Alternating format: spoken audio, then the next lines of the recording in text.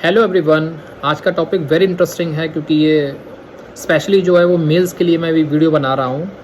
आपने थंबनेल में देख ही लिया होगा कि वीडियो जो है स्पर्म के ऊपर होगी और वीडियो में हम जानेंगे कि स्पर्म क्या होता है और स्पर्म की हेल्थ कैसी होनी चाहिए और अगर स्पर्म की हेल्थ ख़राब है तो उसका बॉडी पे क्या इम्पैक्ट पड़ता है। तो स्पर्म के बारे में पूरी डिटेल जानने के लिए आपको वीडियो के अंत तक रहना पड़ेगा। चलिए वीडियो को स्टार्ट करते हैं। तो सबसे पहले हम जानेंगे स्पर्म क्या होता है। देखिए, स्पर्म जो होता है मेल में एक सेल होती है और जब वो फीमेल की जो सेल होती है जिसको कि हम ओवम या एग कहते हैं, उससे जब मिलती है तो बच्चा पैदा होता है।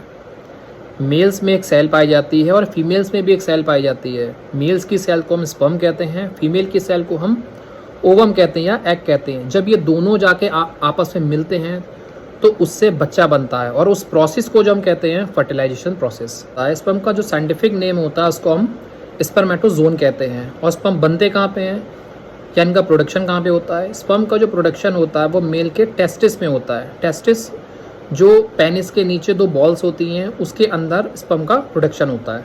देखिए, अब नेक्स्ट देखेंगे स्पर्म का स्ट्रक्चर कैसे होता है। देखिए, स्पर्म में सबसे ऊपर जो होता है वो उसका हेड होता है, यानी उसका सर। उसके अंदर न्यूक्लियस होता है। न्यूक्लियस जो कमांड करता है पूरी सेल्स को, और उसके अंदर आपका डीएनए पाया जाता है। देखिए, हेड के ऊपर, अभी मैं आपको आगे डायग्राम दिखाऊंगा, हेड के ऊपर एक एंजाइम लगा रहता है। उस एंजाइम का नाम एक्रोसोम होता है। वो एंजाइम का काम ये होता है कि वो जो फीमेल की ओवम होता है या अंडा होता है उसको पेनिट्रेट करता है, मतलब उसको छेदता है और उसके अंदर स्पर्म को भेजता है। विदाउट एंजाइम स्पर्म उसके अंदर नहीं जाता है। देखिए, हेड के जस्ट बाद आपका बॉडी आती है जिसको कि हम मिड पीस कहते हैं, बीच का हिस्सा। उसमें माइक्रोकॉन्ड्रिया होता है। माइक्रोकॉन्ड्रिया जो एनर्जी प्रोवाइड करता है सेल को। और लास्ट में हम उसमें देखेंगे, लास्ट में उसकी एक पूंछ होती है जिसको कि हम मेडिकल टर्म में फ्लैजलम बोलते हैं। वो पूंछ का ये काम होता है कि वो स्पर्म को ढकेलता है आगे की तरफ, मूव करवाता है। तो इसमें 4-5 स्ट्रक्चर्स होते हैं सेल्स स्पर्म के। सबसे पहले हेड पाया जाता है। हेड के ऊपर एक एंजाइम लगा रहता है जिसको हम एक्रोसोम कहते हैं। वही एंजाइम जो है ओवम को पेनिट्रेट करता है या उसमें छेद करता है, उसके अंदर जाने में हेल्प करवाता है। उसके अंदर न्यूक्लियस होता है। न्यूक्लियस के अंदर जस्ट आपका डीएनए पाया जाता है।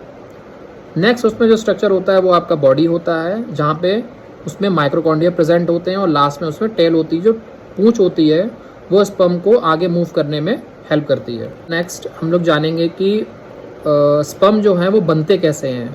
अभी हमने जाना था कि स्पर्म कहाँ बनते हैं, अब हम जानेंगे कि स्पर्म बनते कैसे हैं। उस प्रोसेस को हम स्पर्मेटोजेनेसिस कहते हैं। स्पर्म के बनने की जो प्रोसेस होती है उसको हम स्पर्मेटोजेनेसिस कहते हैं। देखिए, स्पर्म जो होता है, अभी मैंने आपको बताया कि टेस्टिस में बनता है। टेस्टिस के अंदर एक जगह होती है जिसको कि हम सेमिनिफेरस ट्यूब्यूल्स होती हैं। सेमिनिफेरस ट्यूब्यूल्स वो जगह है जहाँ स्पर्म का प्रोडक्शन होता है। स्पर्म वहाँ पे बनते हैं और स्पर्म को बनने के लिए कुछ हार्मोन्स की ज़रूरत होती है, जैसे कि FSH follicle stimulating hormones, LH luteinising hormones और टेस्टोस्टेरोन। स्पर्म जो है स्टार्ट जो होता है बनना वो आफ्टर प्यूबर्टी के बाद होता है और ये process through out the life आपकी चलती रहती है। मतलब स्पर्म जो है आपका जब तक आपका जीवन है तब तक वो बनता रहता है। अब नेक्स्ट हम देखेंगे कि life cycle of the sperm क्या होती है। देखिए, स्पर्म का जो प्रोडक्शन होता है वो 74 डेज लगभग अप्रॉक्स उसमें लगते हैं उसको बनने में। और वो स्टोर कहाँ होता है आप डायग्राम में देख सकते हैं। एक जगह है एपिडिडाइमस। टेस्टिस के अंदर एक जगह होती है एपिडिडाइमस। स्पर्म सेमिनिफेरस ट्यूब्यूल से जब बनते हैं तो वो रेस्ट कहाँ करते हैं, वो रेस्टिंग जगह जो हम कहते हैं उसको एपिडिडाइमस कहते हैं। उसके बाद जब आप मैस्टरबेशन करते हैं या जब आप सेक्स करते हैं तो एपिडिडाइमस के थ्रू एक नली जुड़ी रहती है, इसको हम वास डिफरेंस कहते हैं। उस वास डिफरेंस के थ्रू वो बाहर आते हैं और यूरेथ्रा के थ्रू वो पेनिस से वो बाहर आ जाते हैं। अब लाइफ स्पैन इसकी देखेंगे तो स्पर्म जो होता है जब आप मैस्टरबेशन करते हैं तो स्पर्म जो होता है जब वो आउटसाइड आता है, बॉडी के बाहर आता है, तो वो कुछ मिनटों में मर जाता है। लेकिन वही जब वो मेल्स के अंदर रहता है, यानी टेस्टिस में जब वो रहता है, तो अप्रॉक्स लगभग 2 महीने के आसपास वो सर्वाइव करता है। उसकी लाइफ स्पैन जो होती है वो लगभग 2 महीने की होती है।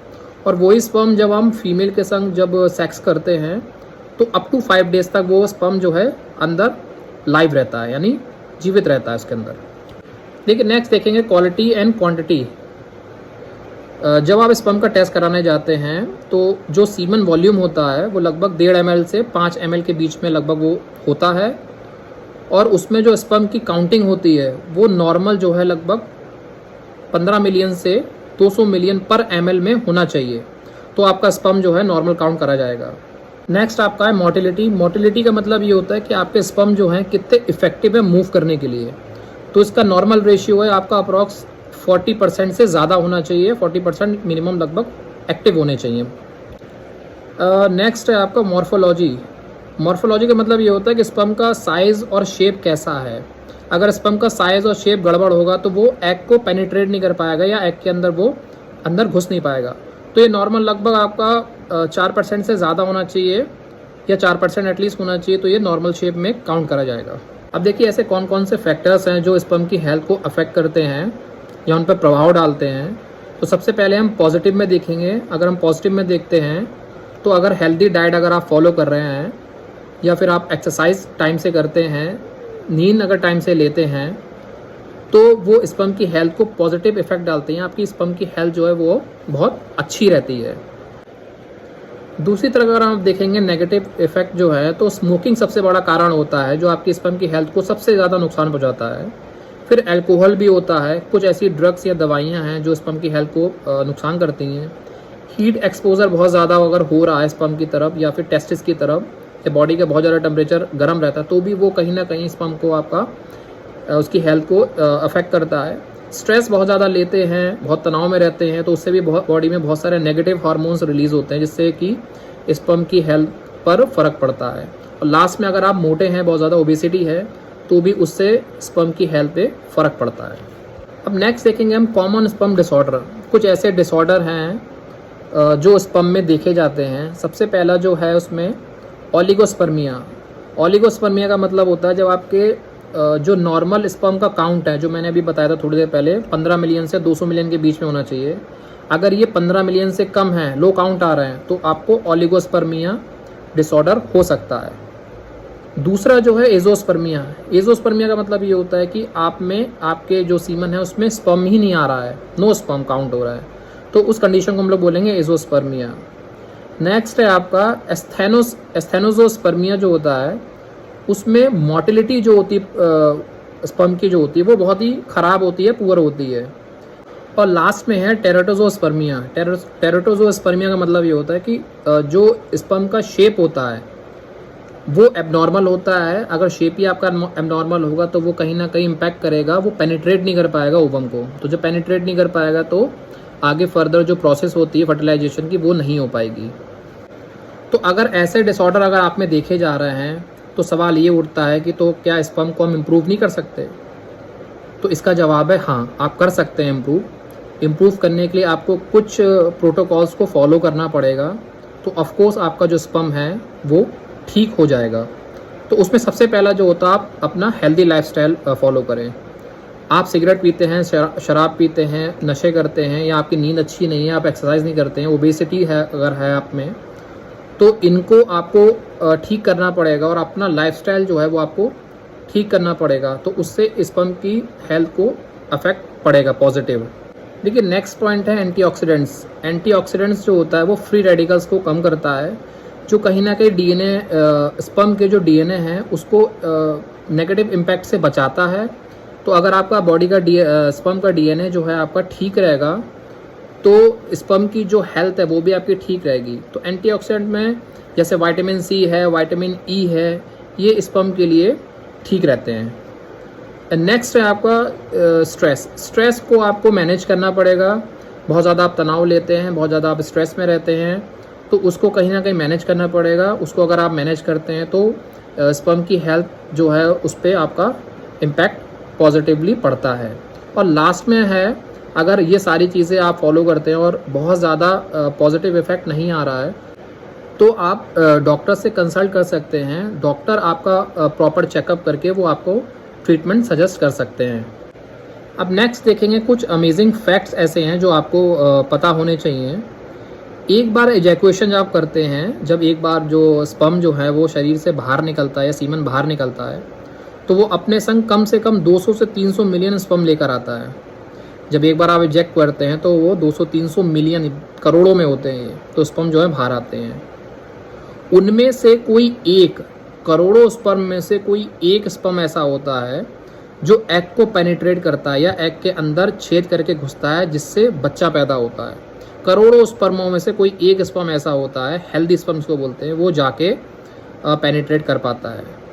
और स्पर्म की जो अगर हम स्पीड देखेंगे तो स्पर्म की जो स्पीड होती है वो 5 mm या 5 मिलीमीटर पर सेकंड के हिसाब से होती है। एक स्पर्म की जो स्पीड होती है वो 5 mm पर सेकंड के हिसाब से उसकी स्पीड होती है। देखिए नेक्स्ट पॉइंट सबसे इंटरेस्टिंग है कि बेबी जेंडर कैसे पता लगता है, कैसे पता लगेगा कि मेल पैदा होगा या फीमेल पैदा होगी। तो वो क्रोमोसोम्स पे डिपेंड करता है। बॉडी में 46 क्रोमोसोम्स के पेयर्स होते हैं, 23 जो होता है वो मदर के से में आता है और 23 फादर के में आता है, तो दोनों मिलके 46 होते हैं।